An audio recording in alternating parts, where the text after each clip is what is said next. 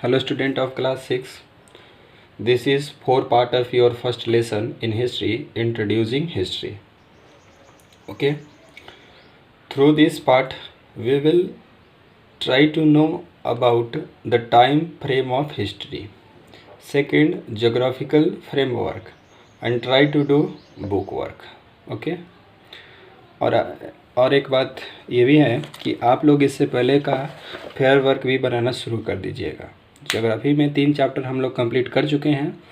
3 में से एक चैप्टर का पूरे फेयर वर्क का जो होमवर्क है वो आपको दे दिया गया है। बुक वर्क सबके साथ ही में कराए जा रहे हैं, सिर्फ लॉन्ग और शॉर्ट क्वेश्चन बच रहे हैं। शॉर्ट क्वेश्चन भी अपने तरह से उसको लिखने का प्रयास कीजिएगा। ओके, ठीक है। हम लोग चल रहे हैं अपने हिस्ट्री के जो फर्स्ट लेसन का लास्ट पॉइंट है उसके ऊपर।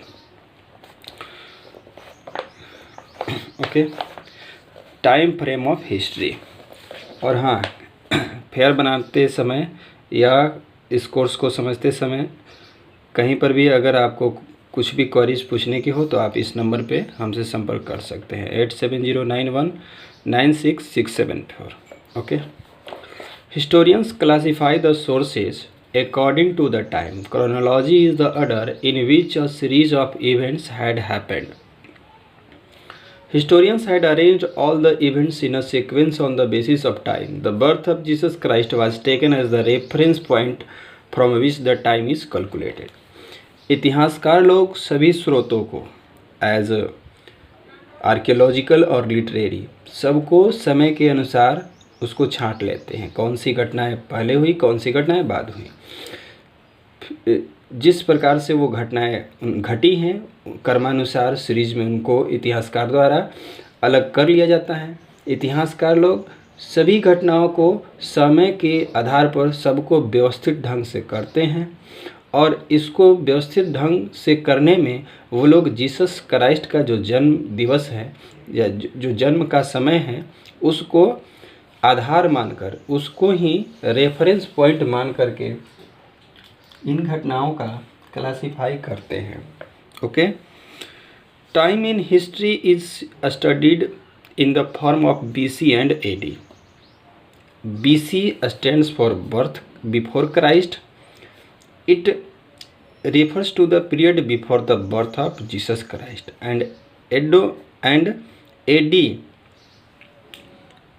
stands for Anno Domini, meaning in the year of the Lord, and it refers to the period after the birth of Jesus Christ. इतिहास में जो समय होते हैं उसको हम लोग BC और AD के स्वरूप में लिख करके अध्ययन किया जाता है। BC का मतलब होता है क्राइस्ट के से पहले।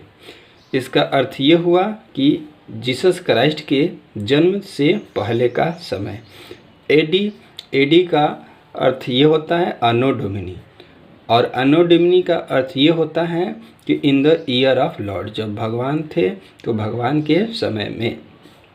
इसको हम लोग इस तरह भी समझते हैं कि ये जीसस क्राइस्ट के जन्म दिवस के जब जन्म हुआ उसके बाद का समय को हम लोग AD कहते हैं, और इसको BC कहते हैं जब उनका जन्म से पहले का समय था।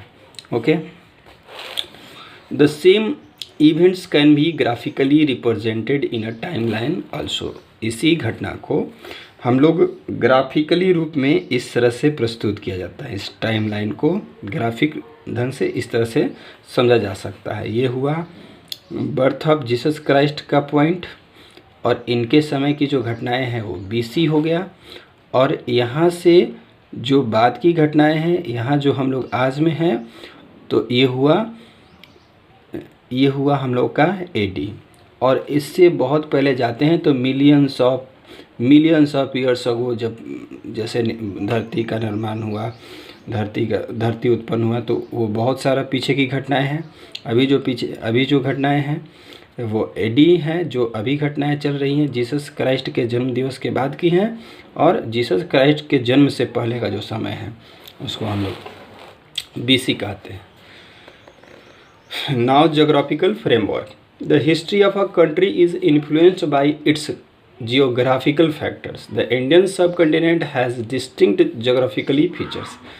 किसी देश की इतिहास जो होती हैं वो इसके भौगोलिक कारण से भी प्रभावित होती हैं। भौगोलिक कारण भी उसमें उसके कुछ तत्व रहे होंगे। भारतीय उपमहाद्वीप की भी विशिष्ट भौगोलिक पहचान है। The North Indian Gangetic Plain is very fertile, hence humans settled first around this region. The South Peninsula was divided into a smaller region by mountains, plateaus and river valleys. उत्तर भारत का जो गंगा का मैदान है, समतल मैदान है, वो बहुत उपजाऊ हैं। अतः शुरू से ही मानव लोग इस रीजन में बसना शुरू किए तथा दक्षिणी का जो प्रायद्वीपीय भाग है, साउथ इंडिया का जो प्रायद्वीपीय क्षेत्र हैं, वो छोटे छोटे क्षेत्रों में बटे हुए थे तथा पहाड़ों से, पठारों से और नदी घाटियों से घिरे हुए थे। The great Himalayas in the north act as a barrier between India and Central Asia. The passes in the mountain formed routes of contact through which ideas, tradition and culture were exchanged. अब great Himalayas, उत्तर में के जो बृहत हिमालय क्षेत्र हैं, वो क्या काम करता है कि सेंट्रल एशिया, देखिए हम लोग का देश जो है वो साउथ एशिया में पड़ता है। एशिया कंटिनेंट के साउथ वाले क्षेत्र में पड़ते हैं और बाकी वाला जैसे ऊपर जाते हैं वो सारा क्षेत्र सेंट्रल एशिया में पड़ता है।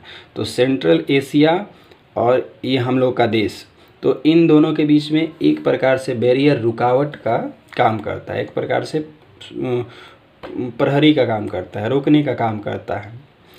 और यहाँ पर इन हिमालयों के बीच में जो पासेज हैं, पासेज का मतलब दर्रा, दो पहाड़ों के बीच के जो रास्ते होते हैं उनको पासेज कहते हैं। तो ये जो रास्ते हैं, पासेज जो हैं, इन्हीं से होते हुए दूसरे देश से या आसपास के पड़ोसी देशों से हम लोगों के देश में या हमारे देश से दूसरे देश में गए हैं। क्या क्या आए गए हैं, आइडियाज़, विचार गए हैं। जब विद्वान आएंगे जाएंगे तो उनके साथ विचार भी जाएंगे। ट्रेडिशन, कल्चर, ये सब आदान प्रदान इन्हीं रास्तों से होकर के हुआ है। किन रास्तों से? जो पासेज हैं, दर्रे हैं।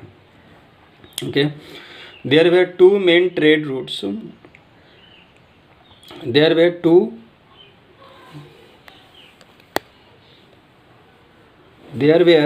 To main trade routes, one stretched from the Hindu Kush mountains to the mouth of Ganga and was called the Uttar Path. The other one was called Dakshina Path, which stretched from Gujarat in the west to Patliputra in the east. कह रहे हैं कि दो प्रमुख इधर से व्यापारिक रास्ते भी थे। उनमें से एक जो रास्ता था वो हिंदू कुश माउंटेन्स, जम्मू कश्मीर से थोड़ा ऊपर वाले जो इलाके हैं वहाँ पर स्थित हैं ये Hindu Kush mountains.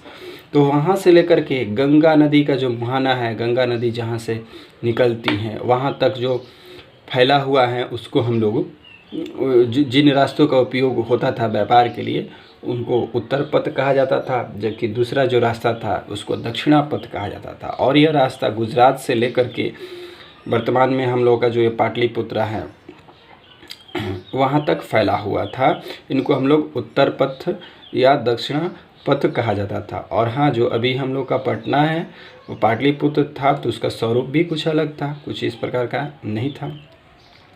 The historians use the sources to interpret the history according to the periods and enabled us to learn about the past. इतिहासकार लोग ये सारे जो सोर्सेज हैं, सोर्सेज मतलब लिटरेरी, आर्कियोलॉजिकल, ये सारे सोर्सेज को समय पीरियड्स के अनुसार इतिहास को समझने में उपयोग करते हैं तथा फिर हमें पास्ट की घटनाओं को सीखने में सुगमता प्राप्त होती है। इतिहासकारों द्वारा इन स्रोतों के उपयोग करके जो इतिहास लिखी जाती हैं, फिर the historians use the sources to interpret the history according to the periods and enabled us to learn about the past, जिससे हम लोग भी पास्ट की घटनाओं को सीखते हैं। ओके, आप होमवर्क में ये सारे ऐड कर सकते हैं। जब आप चैप्टर का फेयर बना रहे हो तो उनमें ये टर्म भी आप लिख सकते हैं। On the first page of your copy, archaeology, manuscript, inscription, chronology, history. Okay, now book work. History first tick the correct option में। History is the describe as the study of man's evolution. First में हो जाएगा million. Second में हो जाएगा Herodotus को इतिहास का पिता कहा जाता है। थर्ड में स्टडी ऑफ इंस्क्रिप्शन हो जाएगा called epigraphy. Was the main language in north India. Language north India का मुख्य मेन लैंग्वेज संस्कृत था। अर्थशास्त्र जो था कटिल्य द्वारा लिखा गया था। Records of past events are called the sources of history होगा यहाँ पे sources of history. Fill in the blanks में दूसरे में an edict is a royal order, royal command order, इसमें एडिक्ट हो जाएगा।